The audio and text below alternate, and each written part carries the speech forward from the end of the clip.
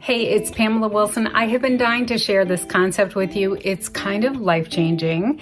I thought about writing it in a book or making a blog post, and then I realized that the best thing that I could do is to put it into a YouTube video so you can start using it right away. So give me just a sec to get myself situated, and I'm going to explain everything about 7 seconds of awkward so you can start using it in your life.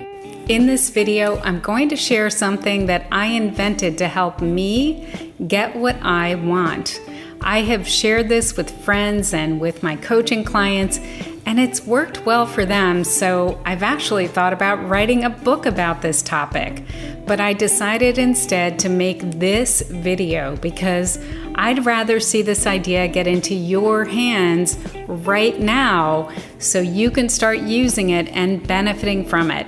Today, I'm going to share how to ask for what you want in your online business or at work if you work at a job or in your personal life. Now, I'm all for asking the universe or praying for what you want and need, but that's not what this is about. This video is about you taking charge of the situation and getting the ball rolling in the right direction.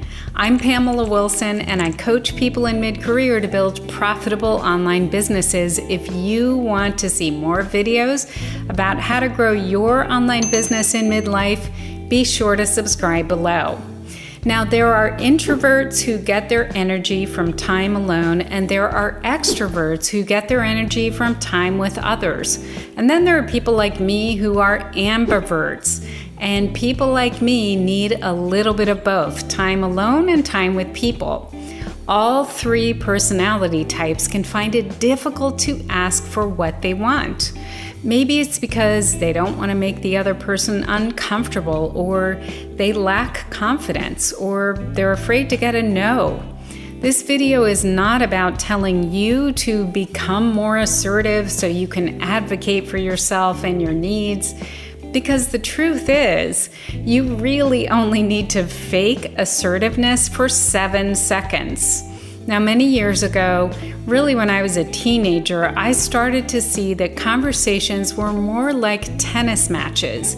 You say something to the other person, and it's like lobbing the ball across the net. Then it's their turn. They say something back to you. The responsibility to keep the conversation going belongs to whoever has the ball. When the ball's in your court, you need to speak. When the ball's in their court, they need to speak. Asking for what you want usually means bringing up something that's uncomfortable or scary, like asking an employee to get better at hitting a sales target, or telling a client that they're not going to continue to work with you, or reaching out to a colleague to ask if they'll mention your website in their email newsletter. What happens is we start imagining the entire conversation and start to dread it. But the truth is, the only thing that we need to do is to get that first sentence out of our mouths. That's why I call this concept 7 seconds of awkward. Because if you're willing to say one awkward sentence and feel uncomfortable for less than 7 seconds, you'll start a conversation that could change everything. For example, you might say, "I'm noticing that you haven't met your sales targets for the past 2 months."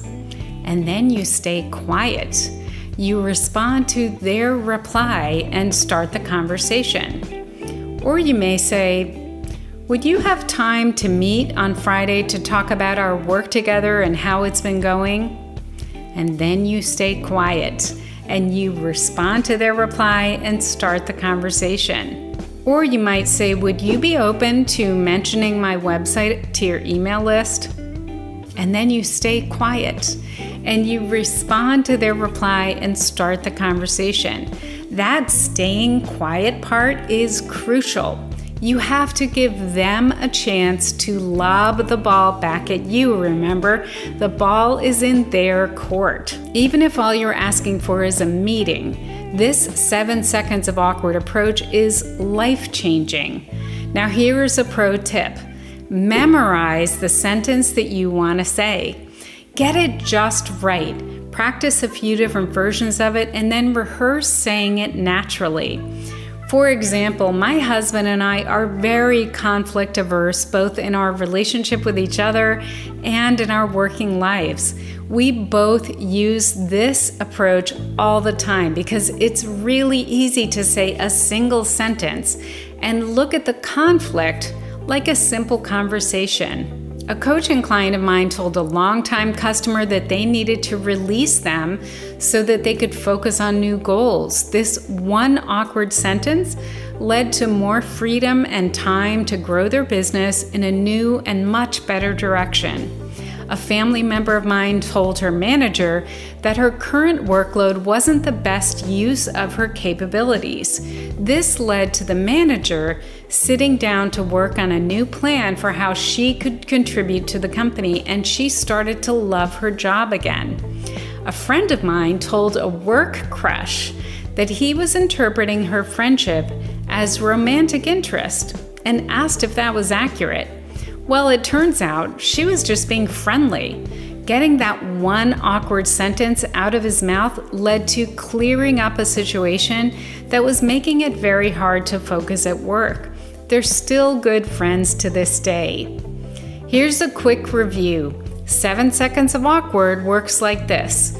Conflicts are resolved with conversations, and conversations are like tennis matches.